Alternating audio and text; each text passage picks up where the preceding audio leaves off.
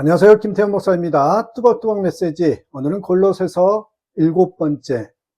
하나님의 나라가 왜 중요한가? 하나님의 나라가 왜 중요한가? 골로새서 2장 20절에서 3장 4절의 말씀 가지고 함께 뚜벅뚜벅 걸어가겠습니다. 하나님을 믿지 않는 사람들과 대화할 때 힘든 것이요, 대화의 주제가 세상뿐이라는 것입니다. 영혼이나 하나님의 나라에 대한 믿음도 관심도 갈망도 없지요. 열심히 공부해서 좋은 학교에 들어가고 좋은 직장에 취직하고 멋진 집을 마련하고 또 건강하고 오래 사는 것이 꼭 나쁜 일일 수 없습니다. 그러나 만약 하나님의 나라가 있다면 문제가 달라지지요. 세상만 바라보며 살았지 하나님의 나라를 위해 산 것이 없다면 얼마나 두려운 일이겠습니까? 교인들 중에도 실제로 하나님의 나라를 믿지 않는 이들이 있습니다. 관심이 온통 세상에만 있는 것입니다. 이런 교인을 보는 것은 너무 안타까운 일입니다. 설교하기도 힘들지요. 성경 말씀은 하나님의 나라를 바라보지 않는 사람에게는 믿어지지도 이해되지도 않기 때문입니다. 본문에 사도 바울의 그 안타까움이 드러나요. 2장 20절에 보시면, 여러분은 그리스도와 함께 죽어서 세상의 유치한 원리에서 떠났는데 어찌하여 아직도 이 세상에 속하여 사는 것과 같이 규정에 얽매여 있습니까? 여기서 아직도 이 세상에 속하여 사는 것과 같이, 이 구절을 주목해 보시기 바랍니다. 우리 중에 이 말씀을 새겨들어야 할 사람들이 있기 때문입니다. 여전히 어떻게 해야 구원받을 수 있느냐는 그 문제에서 벗어나지 못하는 이들 있죠. 거기까지만 머물러 있는 사람입니다. 물론 그게 중요하죠. 골로새 교회에 들어온 거짓 교사들은 율법을 지켜야 구원받는다, 금욕생활을 해야 구원받는다, 신비적 영적 지식을 가져야 구원받는다 등의 주장을 하면서 교인들을 미혹하였습니다.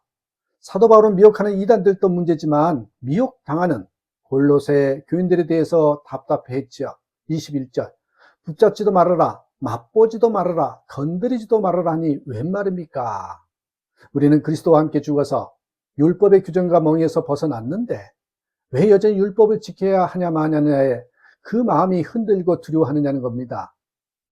사도 바울이 이처럼 안타까워하는 것은 우리가 구원받았다는 것보다 더 깊은 은혜의 세계가 있기 때문입니다. 그것이 바로 하나님의 나라입니다.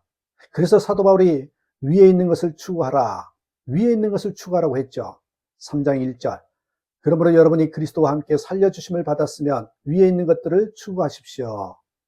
사도 바울은 그리스도와 함께 살려주심을 받았으며 이렇게 말했죠. 그렇습니다. 이제는 더 이상 예수님과 함께 죽었나 안 죽었나 그걸로 고민하지 말아야 됩니다. 그보다 훨씬 놀라운 은혜, 예수 그리스도와 함께 사는 삶, 하나님의 나라를 위하여 사는 삶이 기다리고 있기 때문입니다. 하나님의 나라가 왜 중요합니까? 한번 이 질문에 답해 보시기 바랍니다. 하나님의 나라가 왜 중요하느냐? 예수님께서 거기에 계시기 때문입니다. 예수님께서 거기에 계시기 때문에 1절, 거기에는 그리스도께서 하나님의 오른쪽에 앉아 계십니다. 그래서 땅에 있는 것들을 생각하지 말고 하나님의 나라를 생각하라는 것이죠. 2절, 여러분은 땅에 있는 것들을 생각하지 말고 위에 있는 것들을 생각하십시오. 위에 있는 것이란 눈에 보이는 하늘 위 어딘가를 말하는 것이 아닙니다. 그 신비를 다 설명할 수 없기에 위에 있다, 그렇게 말한 것뿐이에요. 하나님의 나라의 더욱 정확한 의미는 주님이 왕이신 나라입니다. 주님이 왕이신 나라.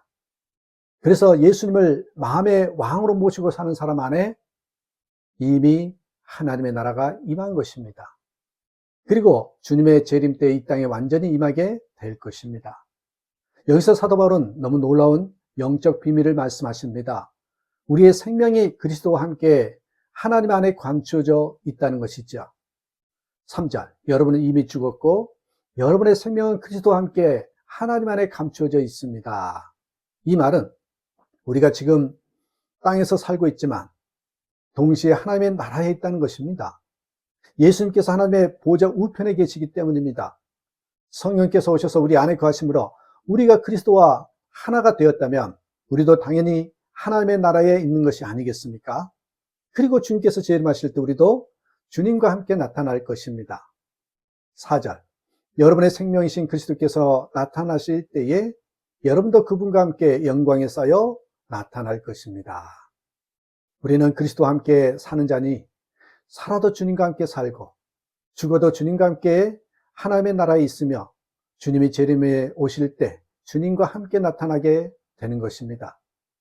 우리가 이처럼 놀라운 은혜를 받았는데 언제까지 어떻게 하면 속죄함을 받을 것인가 하는 그런 초보적인 구원의 교리에 머물러 있을 것입니까? 언제까지 주일마다 또 잘못 살았습니다, 회개합니다, 용서해 주세요, 감사합니다만 반복하고 살 것입니까? 여러분은 영적으로 계속 성장하고 있으신지요? 어느 선교사님이 열심히 있고 감동이 있고 생동감이 넘치는 신앙생활을 하는 사람은 대부분 이제 막 은혜 받은 초신자이고 아무 표정도 없고 감동도 없고 열심도 없는 이들은 한 30년 교회 다닌 사람이더라 했는데 약간의 가장이 섞였지만 우리의 마음을 뜨끔하게 하지요. 하나님의 나라를 알지 못하고 그저 구원받은 것에 만족하니 그렇게 되는 것입니다. 그러면 위에 있는 것을 추구하는 사람은 어떻게 산다는 것입니까? 사도 바울에게서 그러한 사람은 어떤 사람인지 볼 수 있는데 고난받는 것을 기쁘게 여긴다라고 하신 겁니다. 1장 24절에서 봤죠. 이제 나는 여러분을 위하여 고난을 받는 것을 기쁘게 여기고 있으며 그리스도의 남은 고난을 그분의 몸, 곧 교회를 위하여 내 육신으로 채워가고 있습니다. 이 고백은 이 땅만 바라보고 사는 사람에게는 이해가 안 되는 말씀입니다. 어떻게 고난이 기쁠 수 있겠습니까? 하나님의 나라에 눈이 뜨인 사람은 그렇게 됩니다. 여러분도 고난도 기쁘다는 말씀이 어떻게 느껴집니까? 아멘입니까? 아니면 부담스럽습니까? 공산주의가 기승을 부리던 시절에 빌리그램 목사님은 한 통의 편지를 공개하였습니다. 공산주의에 매료된 청년이 애인에게 헤어지자고 쓴 편지였습니다. 우리 공산주의자들은 사망률이 높다. 총에 맞고 교수형을 당하고 조롱당하고 직업을 잃고 있다. 우리 중 상당한 퍼센트는 이미 죽었거나 감옥에 갇혀 있다. 우리는 대부분 가난하게 살고 있다. 우리는 좋은 집, 좋은 자동차를 가질 여유가 없다. 그러면서도 우리는 우리의 모든 시간, 모든 재난, 모든 재산, 모든 재능을 아낌없이 당을 위해 바친다. 사람들은 우리를 가리켜 광신자라고 부른다. 그렇다, 우리는 광신자다. 우리의 삶은 오직 하나의 목적, 세계 공산화의 노력에 의해 지배되고 있다. 내가 죽도록 갈망하는 것이 있는데 그것은 공산주의가 실현된 세상이다. 그것은 이제 내 삶이요, 내 사업이요, 내 종교요, 내 취미요, 내 연인이요, 내 아내요, 내 애인이요, 내 빵이요, 내 곡이다. 나는 낮에 그 일을 하고 밤에는 그것을 꿈꾼다. 나에게 이 비전을 떠나서는 어떤 다른 인생도 우정도 사랑도 대화도 존재할 수 없다. 나는 이 이상을 위해 감옥에 갇힐 준비가 되어 있고 필요하다면 사형대에 갈 준비도 되어 있다. 그러니 헤어지자는 거죠. 거짓 중에 거짓이었던 공산주의를 위하여도 이렇게 사는 사람이 있다면 왜 우리는 하나님의 나라를 위하여 그렇게 살지 못하는 것입니까?